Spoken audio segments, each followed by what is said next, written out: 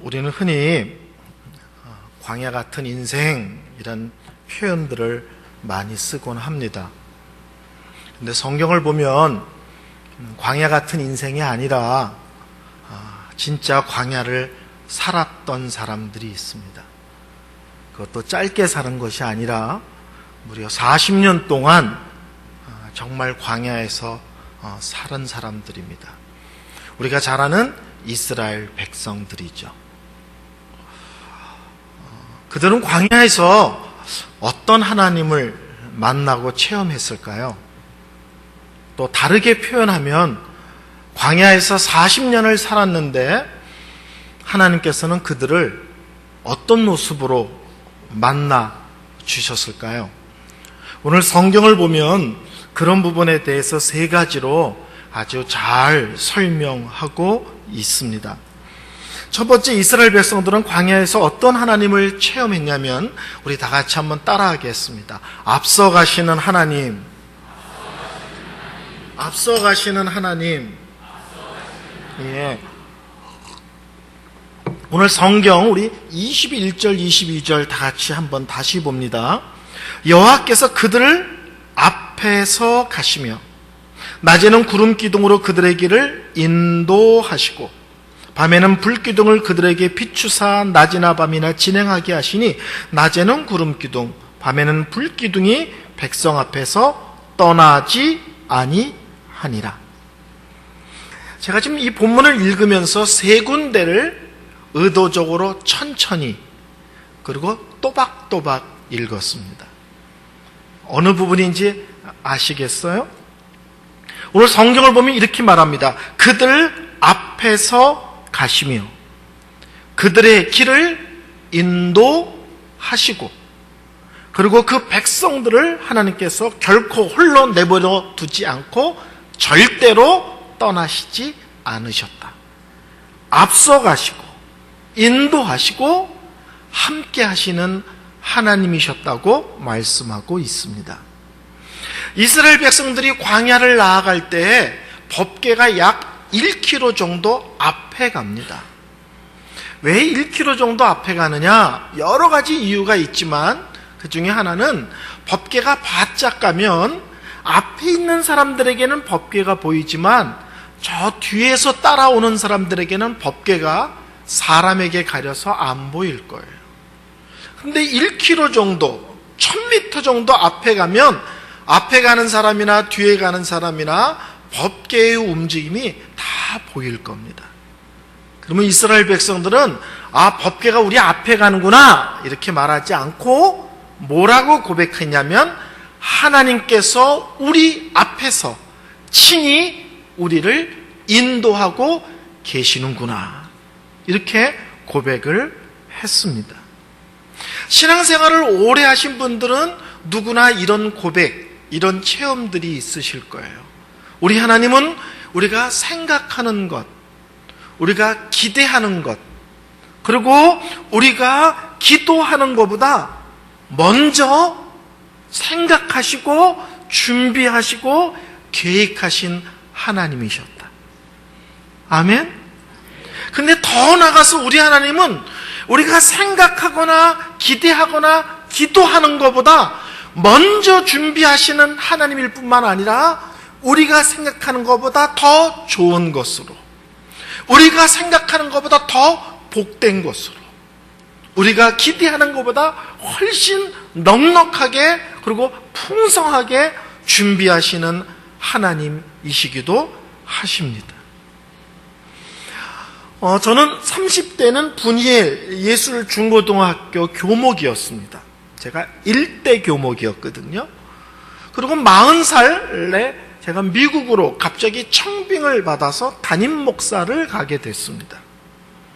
저도 일반적인 목사님처럼 맨 처음에는 갔을 때 교회에서 중고차를 사줬어요. 근데 시간이 지나면서 차를 바꿔야 될 때가 됐습니다. 그래서 저희 부부가 미국에 가서 처음으로 새 차를 사는 거니까 좀 기대도 많고 생각도 많지 않겠어요? 그래서 기도를 오래 했습니다. 그리고 이제 결론을 내렸어요. 토요타 캠리를 사기로. 마음을 정했어요. 근데 저희 집사람의 관심은 토요타 캠리인데 차 색깔에 관심이 있어요. 미국에서 처음 타는 새 차니까 꼭 이 색깔을 타고 싶다, 뭐 이런 거죠. 근데 저는 차 색깔보다 뭐에 관심이 있느냐면 자동차 시트에 관심이 있었어요. 미국은 좋은 차가 아니면 차를 새로 사면 의자가 다 천으로 쌓여져 있습니다.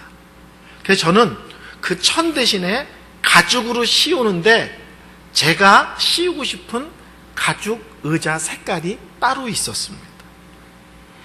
그날따라 신방이 늦게 끝나서 좀 늦은 시간에 자동차를 보러 갔어요. 그랬더니 그 대리점에서 뭐라고 말하냐면 지금 토요타 캠리 승용차는 딱 한 대밖에 없다는 거예요.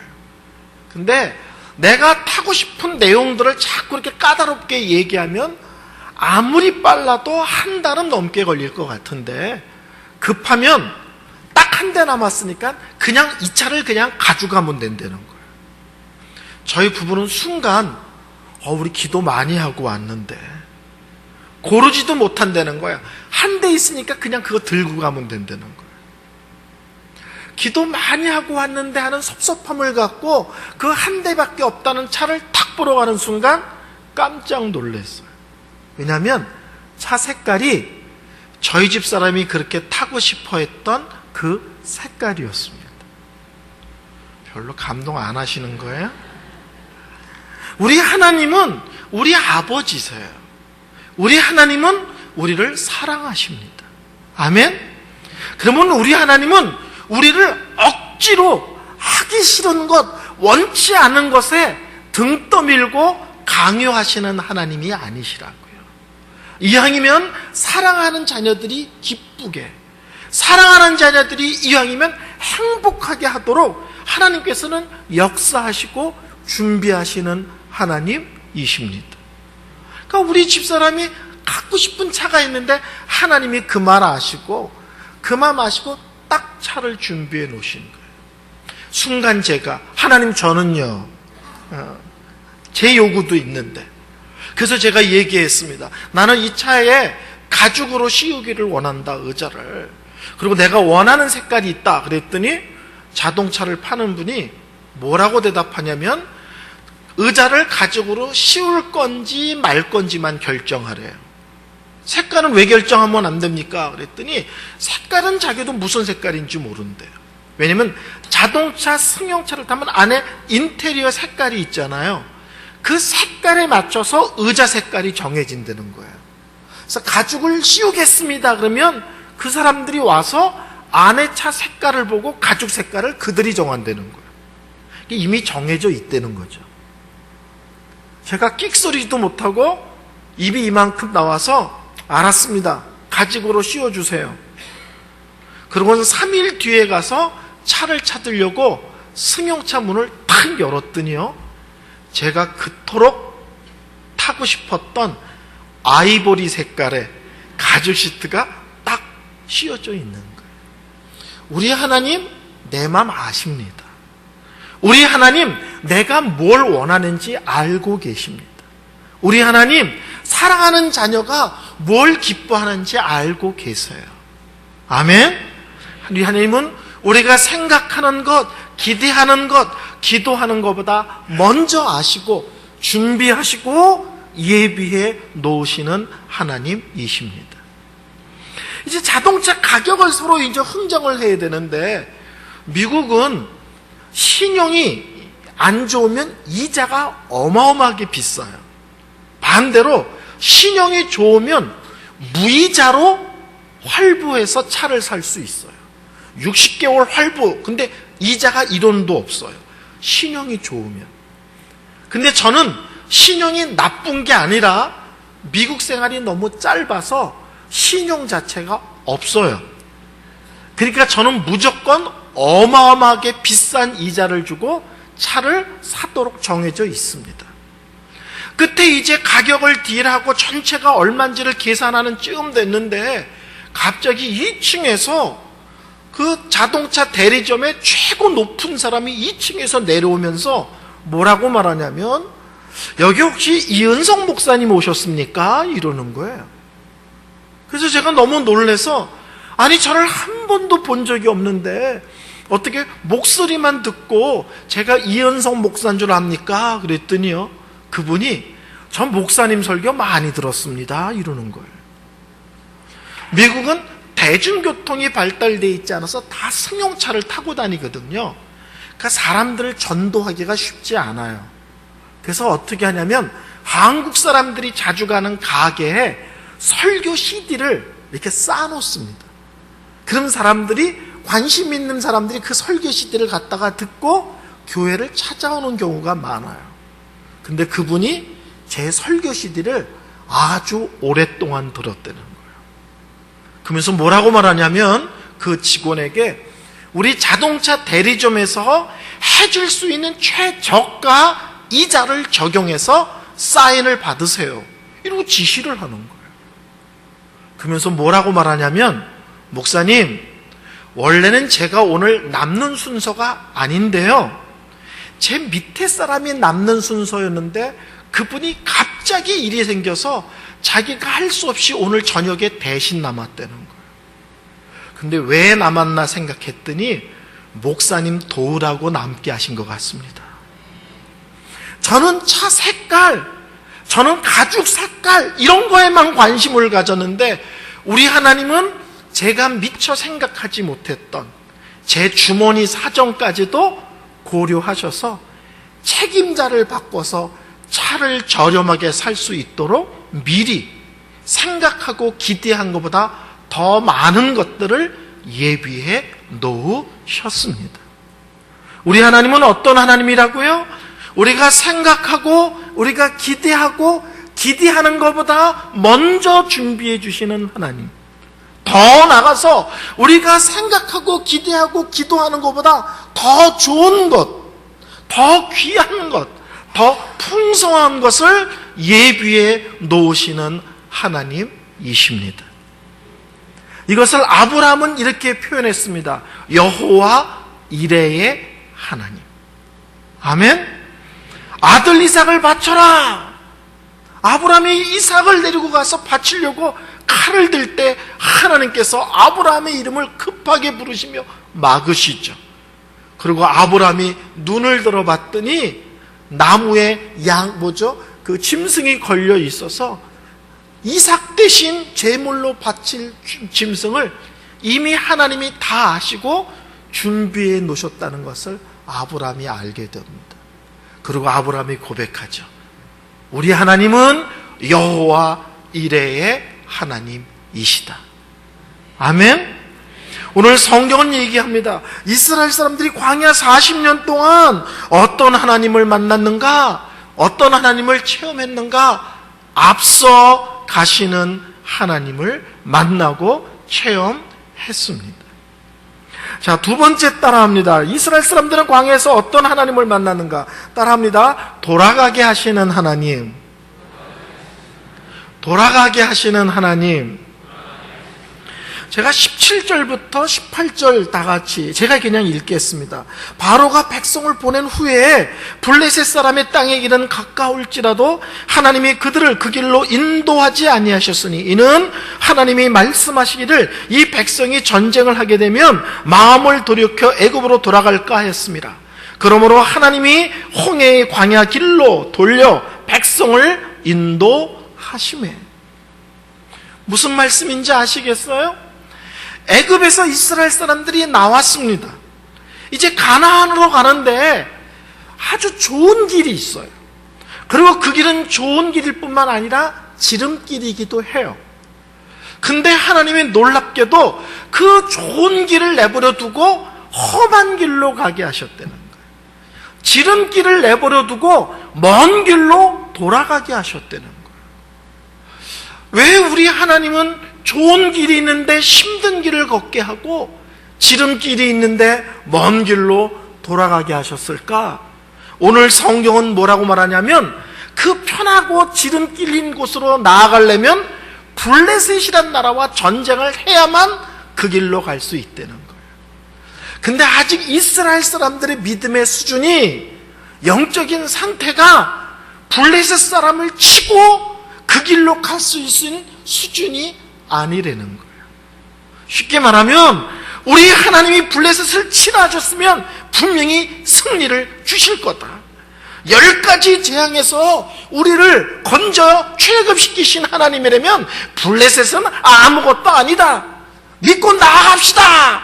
이런 수준이 아니고 오늘 성경에 보니까 뭐라고 말하냐면 블레셋을 치고 그 길로 가라고 명령하시면 이스라엘 백성 전체가 마음을 돌이켜 애굽으로 돌아가자 하고 난리칠 것을 우리 하나님이 아셨다는 거예요. 성도 여러분, 요새 영화 중에 흥행이 1, 2위 다투는 영화가 있는데 아세요? 살인 기억법인가 뭔가 하는 영화인데 기도만 하시고 말씀만 보시니까 모르시죠. 그 영화의 주인공이 설경구라는 주인공이에요. 그 설경구라는 배우가 옛날에 찍은 유명한 영화가 있는데 그 영화 제목이 뭐냐면 박하사탕이에요. 옛날 영화입니다. 그 영화는 이렇게 시작합니다. 설경구란 영화 배우가 영화가 착 시작할 때 철길 한가운데 서 있는 것으로 영화가 시작돼요. 근데 갑자기 정면에서 기차가 달려옵니다. 그때 이 설경구란 배우가 손을 이렇게 벌리고 크게 소리를 지릅니다. 나 다시 돌아갈래! 박하사탕. 이러면서 영화가 시작돼요. 오늘 본문이 그 얘기인 거예요. 하나님께서 말씀하십니다. 얘들아, 지름길이 있다. 얘들아, 평탄한 길이 있다. 단 블레셋을 치고 그 길로 나아가야 된다. 이렇게 말씀하시면 이스라엘 백성들이 모두 하나님께 손을 들고 소리를 지르는다는 거예요. 나 다시 애굽으로 돌아갈래. 박하사탕. 오늘 본문이 그거예요.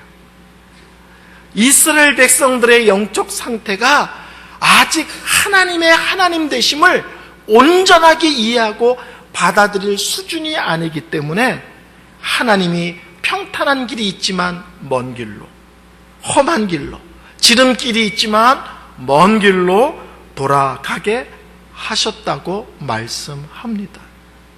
성도 여러분, 우리 하나님은 우리 영적인 체질을 아세요. 우리는 이왕이면 편한 길이었으면 좋겠다 하지만 어떤 사람에게는 그 편안한 길이 그 사람에게는 결코 좋은 길이 아닐 수 있습니다. 우리는 이왕이면 지름길을 가고 싶지만 어떤 사람에게는 그 지름길이 형통한 길이 아니라 도리어 많은 길로 작동될 수도 있습니다. 그래서 우리 하나님은 우리를 인도하시는데 어떻게 인도하시느냐? 각 사람의 믿음의 수준에 따라, 각 사람의 지금 처해진 형편에 따라, 각 사람의 현재 영적인 상태에 따라 똑같은 자리에서 똑같은 기도 제목으로 기도할지라도 다 다르게 응답한다는 사실입니다. 아멘 하셔도 되는데, 제가 몇 년 전에 해운대의 어떤 교회에 주일날 목사님이 성도들하고 단기 선교를 떠나서 주일 오전 예배 설교를 제가 맡아서 가게 됐습니다. 근데 소문에 그 교회에 해운대에서 아주 유명한 한의원을 하는 그 성도님이 있다는 소문을 제가 오래전부터 듣고 있었어요. 예배가 끝나고 식사를 하는데 놀랍게도 제 옆에 그 한의원을 한다는 그 의사 선생님이, 그 집사님이 제 옆에 딱 앉아 있는 거예요. 저는 기회가 오면 놓치지를 않습니다. 성도님들이 목사님 식사 한번 해요. 그러면 저는 꼭 묻습니다. 언제 시간이 되시는데요? 그냥 말로만 하지 말고 언제, 몇 시에, 어디서. 제가 몇 년 전에 일본의 유명한 피아니스트가 한국을 왔어요. 1년에 적어도 부산에 한 번은 옵니다. 아주 한국말을 우리처럼 유창하게 하는 친구예요. 근데 유명한 피아니스트예요. 제가 음악을 좋아해서 그 친구랑 좀 친하게 지내고 싶었어요. 그래서 그 친구가 온다는 얘기를 듣고 식사 자리에 저를 좀 초대해달라고 부탁을 했습니다. 식사를 하는데 그분한테 어디 사세요? 그랬더니 교토 산대요. 제가 교토를 너무 좋아합니다. 그래서 나 교토 너무 좋아하는데요. 그랬더니요, 그분이 제 스타일을 모르고 이렇게 얘기했어요. 교토에 오시면 다음에는 저희 집에서 주무세요. 제가 바로 핸드폰에서 달력을 꺼내가지고 어느 날 가면 좋은지 찌푸라고 그랬어요. 그랬더니 그 사람이 당황을 해가지고 답을 못하는 거예요. 일본 사람들은 인사를 예의로 하는 게 많잖아요.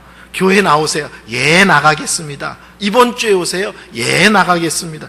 그 사람들이 예의인데 제가 잘 몰라가지고 바로 들이댔더니 그분이 당황을 하더라고요. 이번에도 10월 달에 또 부산에서 몇 교회 연주회하러 옵니다.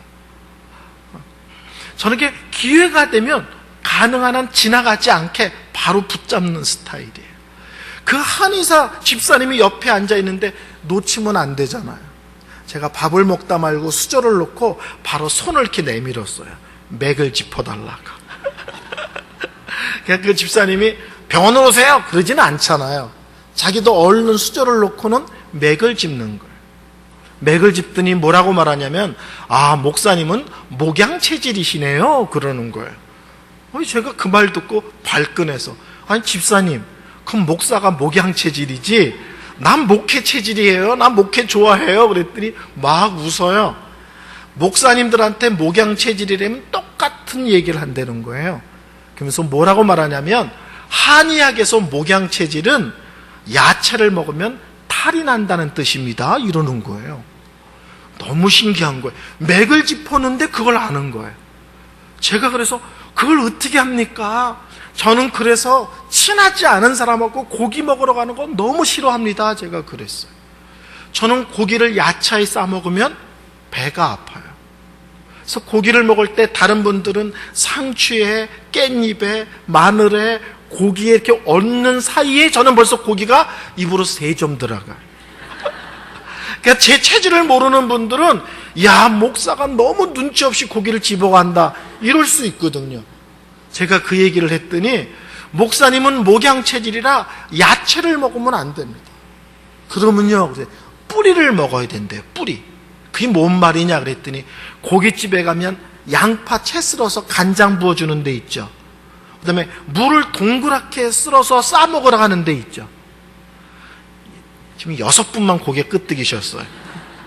그러니까 저보고는 상추나 깻잎을 싸 먹지 말고 양파나 물을 싸 먹으면 탈이 안 난다는 거예요. 제가 놀래가지고 옛날 얘기를 했어요. 제가 91년도에 부산에 처음 왔는데요, 그때 부산에 녹즙바람이 불었어요. 제가 섬기던 교회도 목회자들을 위해서 새벽 예배가 끝나면 컵을 15개를 교회 입구에 세워놨어요. 이름을 써서. 관리 집사님이 새벽마다 녹즙을 짜주는 거예요. 그럼 자기 이름 쓴 거 자기가 마시고 가면 돼요. 한 달을 먹었는데 목회자 전체가 몸이 가벼워졌다는 둥, 때깔이 변했다는 둥, 체질이 변했다는 둥 난리가 났어요.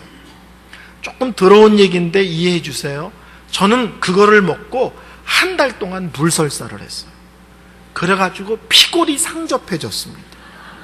제가 그 얘기를 했더니 그분이 뭐라고 말하냐면, 다른 분들한테는 녹즙이 보약인데 목사님 체질에는 녹즙이 독약입니다. 그러는 거예요. 참 신기하죠. 똑같은 자리에서 같이 밥을 먹었는데 어떤 사람에게는 그 음식이 보약이고 어떤 음식은 다른 사람에게는 독약이 될 수 있다는 거예요. 우리 하나님의 역사하심이 그렇다는 거예요. 똑같은 교회를 다닙니다. 나란히 앉아서 예배를 드려요. 근데 같은 기도 제목이 있을 수 있죠. 그래서 나란히 앉아서 기도하는데 하나님은 어떤 사람에게는 이렇게, 어떤 사람에게는 저렇게, 또 다른 사람에게는 저렇게 인도하신다는 거예요. 왜냐? 각 사람의 믿음이 다르고 각 사람의 형편이 다르기 때문에 하나님은 각각 다른 사람에게 맞게 그들에게 응답하시고 역사하시는 하나님이십니다. 그러니까 우리는 함부로 다른 사람의 믿음과 기도에 대해서 판단하시면 안 돼요. 똑같이 기도했는데 나는 쉽게 가는데 왜 너는 돌아가? 이렇게 말하면 안 돼요. 그 사람에게는 돌아가는 것이 복이고 돌아가는 것이 은혜이기 때문에 돌아가게 하시는 것입니다. 저는 신학 고등학교를 졸업하고 시골의 작은 교회를 다니는데 교회에 담임 목사님이 안 계신 교회였어요. 그래서 목사가 되려면 어떻게 해야 되는지를 모르고 제가 그냥 집에서 놀았어요. 그러다가 그냥 무작정 이렇게 있으면 안 되겠다고 생각을 해서 광화문에 가면 생명의 말씀사라는 기독교 서점이 있는데 거기 가서 신문을 하나 사서 이렇게 펼쳤더니 이쪽부터 저쪽까지가 다 총회신학교예요. 그래서 제가 잘 모르니까 그냥 아무거나 찝어서 총회신학교를 갔어요. 갔더니 그 신학교가 그 유명한 야매신학교예요. 무인가신학교. 나라에서 인정해주지 않는. 학생이 몇 명 안 돼서 1, 2, 3, 4 모든 학년을 한 교실에 앉혀서 수업을 하는 학교였었어요. 제가 그 학교를 무려 3년을 다닙니다. 그리고 군대 갔다 와서 비로소 다시 신학대학을 1학년부터 다시 다녀요. 그래서 제가 3년을 전전하고 군대 갔다가 그래서 약 5년이라는 세월을 낭비하고 돌아갔습니다. 그러면 그 시간이 내 인생에 의미 없고 가치 없었는가? 아닙니다. 그 신학교에 강의하러 오는 목사님이 한 분이 계신데 제가 이제까지 만난 분 중에서 그분처럼 설교자라는 분을 본 적이 없어요. 그런데다가 이분이 천재예요. 천재. 철학이면 철학, 무슨 정치면 정치, 뭐 문학이면 문학, 뭐 막히는 게 없어요. 근데다가 멋있어요. 그분은 뭘 입어도 명품 같아요. 그런 훌륭하고 대단한 그 목사님이 20살 때 만났는데 제 영적인 아버지가 되어주세요. 전 초등학교 1학년 때 아버지가 돌아가셔서 아버지가 안 계시거든요. 제가 지금 한국 나이로 57살인데 그분이 무려 지금 몇 년이에요? 37년 동안 저에게 아버지가 되어주십니다. 지금은 오레곤이라는 곳에 살고 계신데 제가 공항에 딱 떨어지면 목사님이 서 계시다가 와서 저를 안으세요. 그리고 이렇게 말하세요. 우리 아들 왔구나. 사모님은 옆에 계시다가 저를 또 안으면서 이렇게 말하세요. 우리 큰아들 왔구나. 그분이 아들이 없지 않아요. 그분 아들이요, 미국의 유명한 체인점 호텔인데 전 세계 6,000개가 있는 호텔이에요. 그 호텔의 고문 변호사예요. 직급은 부사장인데 실제로는 고문 변호사입니다. 어마어마한 아들이 있어요. 근데 저를 항상 큰아들이라고 부르고 지금도 제가 사역하는 것을 위해서 기도하시고 제가 어려움이 있으면 국제전화 하시면 상담해주고 어느 때는 이렇게 하는 게 좋다고 지침도 알려주시고 제가 거기서 영적인 아버지를 만나서 40년 가까이 저에게 믿음의 아름다운, 목회의 아름다운 길들을 인도해 주셨습니다. 그리고 그분이 40살 때 미국 샌프란시스코 한 교회에서 목회할 수 있도록 길을 열어주셔서 제가 미국으로 이민 가서 목회를 하는 것도 그분 때문에 미국 가는 길이 열렸습니다. 무인가신학교를 3년 전전하고 뒤늦게 정규신학대학을 들어갔는데 그 방황하던 헤매던 3년이 나에게 무의미한가? 아니요. 20년이 지났을 때 그것이 나에게는 미국 가는 길이 열리는 계기였고 목회가 힘들고 어려울 때마다 기도 부탁하고 도움받고 또 위로받는 어른을 만나는 계기가 되었습니다. 성도님들, 저를 좀 보세요. 저는 이런 것들을 깨닫게 되면서 어떤 성도의 가정에 대해서, 특별히 어떤 성도의 자녀에 대해서 우리가 함부로 말하거나 판단하면 안 된다는 것을 깨달았습니다.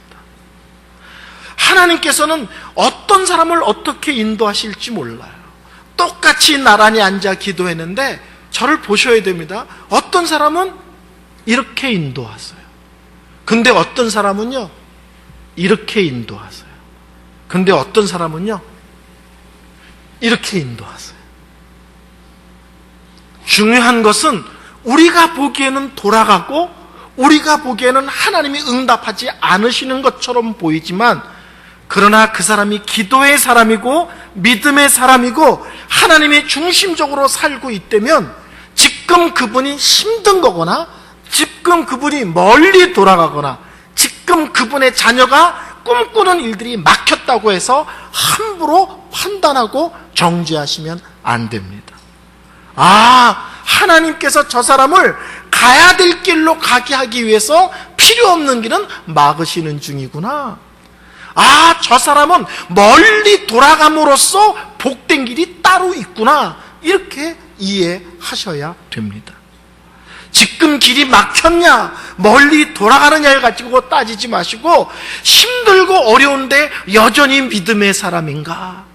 여전히 하나님 중심으로 살아가는가? 여전히 기도의 줄을 놓지 않는가? 그렇다면 그 사람은 돌아가는 그 길의 끝이 우리가 생각하는 것보다 훨씬 아름답고 복될 수가 있습니다. 제 인생은 항상 돌아갔습니다. 지름길이 한 번도 없어요. 항상 꿈꾸던 자리를 짧게는 3년, 길게는 5년, 아주 길게는 20년을 돌아갔습니다. 근데 돌아가서 그 자리에 앉아보면 그 돌아온 세월들이 다 저에게는 복이었습니다. 나에게는 먼 길을 돌아오는 게 하나님이 나를 훈련시키는 방법이었구나. 먼 길을 돌아오게 하는 게 하나님이 나를 쓰시는 독특한 방법이었구나. 아멘? 그래서 성도님들, 다른 사람의 가정에 대해서, 특별히 남의 자녀에 대해서 함부로 말하지 마세요. 쟤는 왜 이렇게 열심히 신앙생활하는데 길이 막혀? 아니에요. 그 막히는 게 열리는 거예요. 쓸데없는 길을 다 막으셔야 갈 길이 열리죠. 막으시는 길이 열리는 길이고, 막으시고 돌아가시는 길이 꼭 필요한 길을 찾도록 하시는 하나님의 특별한 간섭이실 수가 있습니다. 이스라엘 백성들은 광야에서 어떤 하나님을 만났는가? 첫째는 앞서가는 하나님을 만났습니다. 두 번째는 멀리 돌아가게 하는 하나님을 만났습니다.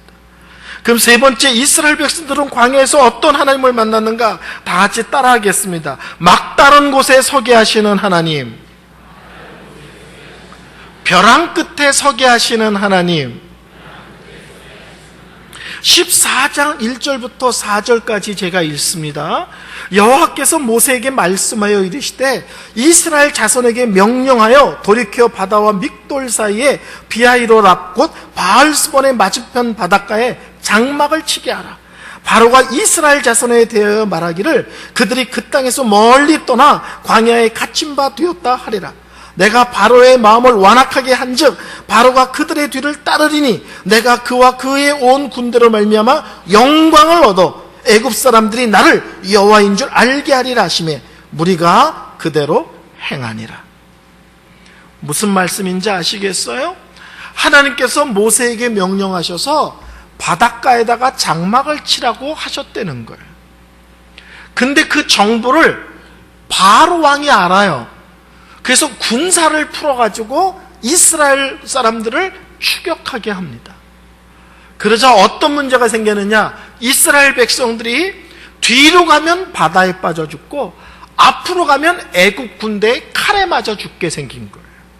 쉽게 말씀드리면 막다른 골목에 갇혀버렸어요. 근데 중요한 것이 있습니다.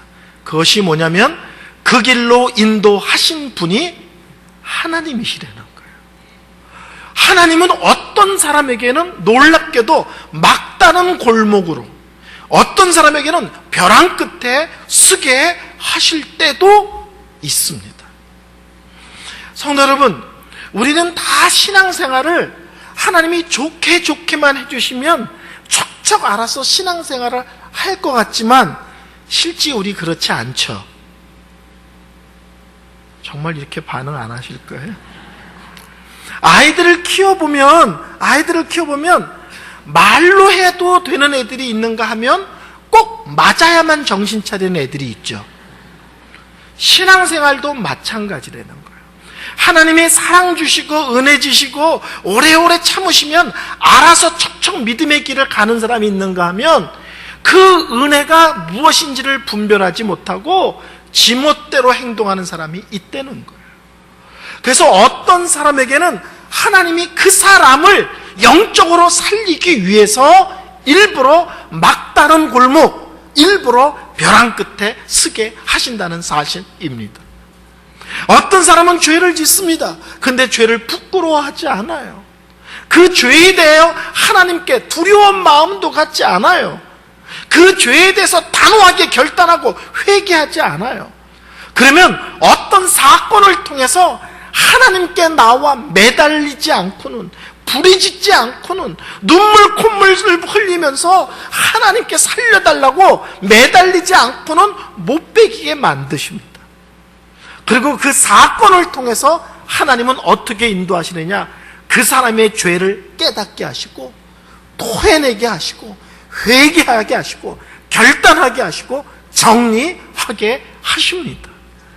어떤 사람은 자기 계획이 있어요. 근데 하나님 보시기에는 글로 가면 안 돼.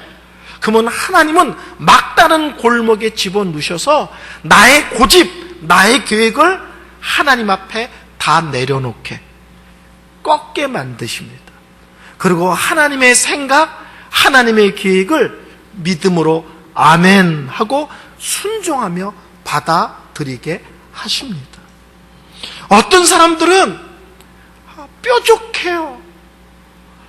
그래서 성도들이 그 사람과 같이 있으면 힘들어요. 그리고 그 사람이 회의 때 말 한마디 하는 것 때문에 온 교회가 아파요. 근데 본인은 몰라요. 그게 잘난 건 줄 알고 그게 교회를 위한 건 줄을 알아요. 하나님이 참으십니다. 근데 더 있으면 많은 사람 힘들겠다. 더 있으면 교회가 너무 고통스럽겠다. 그러면 그 사람에게 개인적인 아픔과 고난을 허락하세요. 그래서 자기의 거친 성품과 무례한 말들이 얼마나 성도들을 아프게 하고 교회를 힘들게 하는지를 깊이 깨닫게 하십니다. 그래서 사람이 완전히 새 사람이 돼요. 그래서 말 한마디 하는데도 은혜가 넘치고 말 한마디 하는데도 교회의 덕이 되고 유익이 되도록 하나님께서 사람을 다듬어 가실 때도 있습니다. 중요한 것은 하나님이 그 사람을 어떤 식으로 다루시든지 그것은 사랑 때문이라는 사실을 기억하셔야 됩니다. 저는 학교에 한 7년 근무했거든요. 애들을 보면 정말 특이해요. 어떤 애들은 선생님이 이렇게 경고하죠. 그만 떠들어. 너 지금 딴 책 보고 있지? 집어넣어. 혼난다. 근데 이제 자꾸 눈치 보면서 그냥 하면 선생님이 나와! 이러죠. 손 내밀어! 이러면요. 특히 여자애들 중에 이런 애들이 있습니다. 손을 내밀었는데 선생님이 아직 안 때렸어요. 회초리를 들기만 했어. 들기만 했는데 이런 애 보셨어요? 이런 애들 보셨어요? 때리지도 않았어요. 회초리를 들기밖에 안 했는데 막 벌써 손을 빼고 놀래고 울고 막 그래. 그럼 선생님이 나중에 어떻게 해요? 머리 톡 치면서 들어가 임마 그래요. 근데 그 녀석은 한 번 머리 톡 치고 들어가 그랬는데 밤새도록 얻어맞은 애보다 더 그냥 정신을 바짝 차리고 그다음부터 그냥 딱 요러고 수업을 해요. 그러니까 눈 한번 깜짝해도 애가 확 달라지는 애들이 있어요. 근데 남자애들 중에는 특이한 놈들이 있습니다. 이걸 전문용어로 가오를 잡는다고 그러는데 선생님들이 맨 뒤에 있는 놈 나와! 딱 그러면요 저벅저벅 나와서 엎드리라고 말하지도 않았는데 지가 엎드려요. 딱. 그러고 먼 산을 쳐다봐요. 딱 이러고 선생님들 앞에서 애들 앞에서 나는 호락호락한 놈이 아니야 힘을 주는 거죠. 저희 어렸을 때는 선생님들이 야구방망이로 팼습니다. 그분요 그냥 이거 마저 보셔야만 하는데 전 딱 한 번 만져봤거든요. 회장일 때 아이들 통솔 제대로 못했다고 야구방망이로 맞는데요. 야구방망이를 맞으면 살이 아픈 게 아니라요, 뼈가 저려요. 이건 아픈 느낌이 달라요. 머리부터 발끝까지 전기가 와요. 쫙 하면서 뼈가 저려요. 근데 탁 맞으면 맨 처음엔요, 가오가 있기 때문에 딱 이럽니다. 딱 딱 이럽니다. 근데 어느 순간 한 대만 더 맞으면 죽을 것 같을 때가 있어요. 딱 그 시점이 되면 얘가 갑자기 무릎을 탁 꿇고 선생님 바지를 잡고 이렇게 얘기해요. 살려주세요.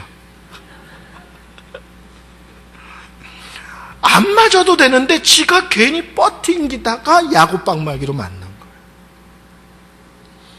어떤 사람은 눈만 찡긋해도 되는 사람이 있는가 하면, 어떤 사람은 그렇게 호되게 다뤄야만 하나님의 은혜라는 것을 알고 하나님이 나를 얼마나 사랑한다는 걸 그제서야 깨닫는 사람들이 있습니다. 저는 어렸을 때 고집이 아주 셌대요. 아주 어렸을 때부터. 근데 저는 몸이 되게 약합니다. 그런 거 아시죠? 부잣집 애들은 몸이 약한 거 아시죠? 햇빛 보면 쓰러지고 그러는 거.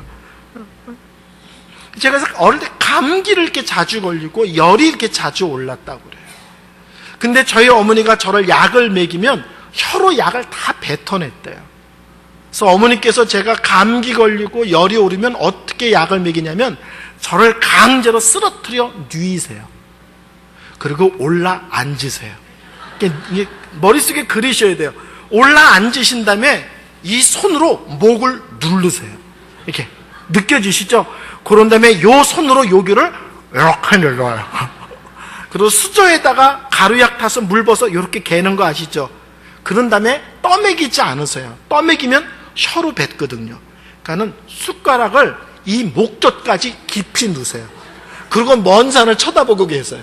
그러면 제가 죽는다고 소리소리 지르고 울다가 나도 모르게 꼴까닥해요. 그럼 끝이 아니에요. 한 번 더 빼서 물을 또 봐서 한 번 더 모이는 것, 흩어져 있는 건 모아서 또 숟가락을 꽂으세요. 죽는다고 소리 지르죠. 그러다가 순간 꼴까닥하면 그때서야 놔주세요. 제 생각에는 어머니가 저를 죽이는 거예요. 애를 깔고 안고 목을 조리고 억지로 입을 열려서 숟가락을 여기까지 집어넣으니까요. 근데 어머니 입장에서는 그것이 저를 살리는 비상수단이에요. 어떤 사람은 하나님께서 그렇게 비상수단으로 나 죽나 보다라고 느낄 정도로 눌러야만 정신 차리는, 눌러야만 회개하는, 눌러야만 순종하는, 눌러야만 하나님을 두려워하는 사람이 있다는 거예요. 그래서 하나님은 미워서가 아니라 사랑하기 때문에, 내버려두면 큰일 나기 때문에 막다른 골목, 벼랑 끝에 서게 하셔서 하나님께 항복하지 않고는 못 베기게 만드신다는 사실입니다. 오늘 이스라엘 백성들에게는 왜 하나님이 앞에는 애굽 군대, 뒤에는 그 홍해 사이에 갇히게 하셨는가? 크게 두 가지 이유입니다.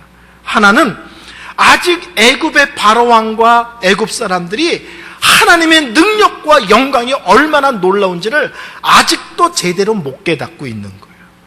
그래서 하나님은 홍해 사건을 통해서, 그들이 그 홍해에 수장되는 엄청난 사건을 통해서 하나님의 능력, 하나님의 영광이 얼마나 크고 위대하신지를 다시 한번 선명하게 그들에게 각인시키기를 원하셨습니다. 또 한편 이스라엘 백성들에게는 이 홍해 사건을 통해서 하나님의 하나님 되심에 깊이 눈뜨고, 그리고 더 나아가서는 이제 애굽 타령을 하지 못하도록 애굽에 대한 미련을 내려놓고 하나님께서 인도하는 그 길로 기쁨과 순종으로 나아가기를 원하셨기 때문에 이 사건으로 인도하신 것입니다. 설교를 결론 내리겠습니다. 성도 여러분, 우리 하나님은 각 사람이 똑같이 같은 자리에서 앉아 기도할지라도 다 다르게 응답하시고 역사하십니다. 중요한 것은 하나님은 나를 사랑하신다는 거예요. 중요한 것은 하나님은 나에게 가장 적합한 길로 나를 인도하고 계신다는 거예요. 하나님은 언제나 나에게 가장 좋은 것, 가장 선한 것을 허락하시는 하나님이시라는 사실입니다. 하나님이 어디로 인도하시든지 여러분이 여전히 믿음의 사람이라면, 여러분이 여전히 기도의 사람이라면, 여러분이 여전히 하나님만 바라보고 사신다면 하나님이 멀리 가게 하시든지 엄청나게 돌아가게 하시든지 생각하지 않던 길이 자꾸 막히든지 어떤 것이든지 그 길의 끝은 우리가 생각하고 기대하는 것보다 훨씬 아름답고 훨씬 복되고 훨씬 귀할 줄로 믿습니다. 현재 내가 처한 힘듦의 길에 원망과 낙심하지 마시고 그럼에도 불구하고 믿음의 자리에 서 있는 것, 그럼에도 불구하고 기도의 줄을 더 바짝 움켜쥐는 것이 귀하다는 사실을 마음에 새기시는 성도님들 되시기를 바랍니다. 기도하겠습니다. 하나님 감사합니다. 하나님은 우리 아버지시고 하나님은 우리를 사랑하시기에 어떤 길로 인도하시든 그 길의 끝은 아름답고 복되고 귀하고 놀라울 줄로 믿습니다. 하나님이 우리에게 사랑으로 언제나 반응하시듯이 저희들도 하나님을 향하여 언제나 믿음으로 반응하고 아멘으로 반응하고 기도로 반응하는 저희들이 되어지게 하여 주옵소서. 특별히 오늘 헌신 예배를 드리는 56 남선교회를 주께서 기억하시고 귀한 이 젊은 남종들이 삶의 현장에서 아무리 힘들고 어려울지라도 믿음의 원리로 승부하고 그것만이 끝의 아름다움을 약속한다는 이 놀라운 사실을 마음에 새기는 시간이 되게 하여 주옵소서. 예수님의 이름으로 기도하였습니다. 아멘. 시간 찬송가 331장 1절 3절 찬양 드리겠습니다. 준비하신 하나님 앞에 드리겠습니다.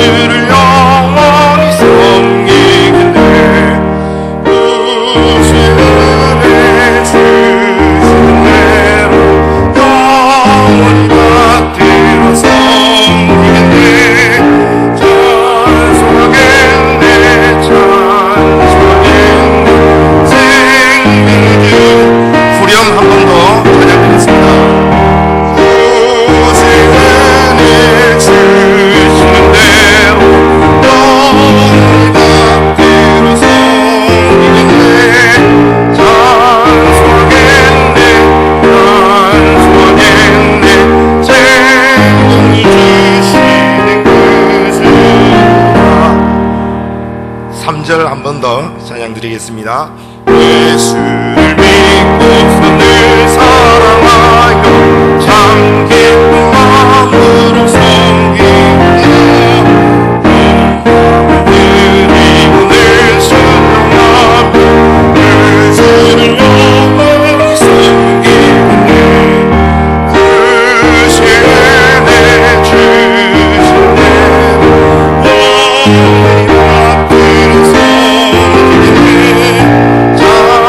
찬송했네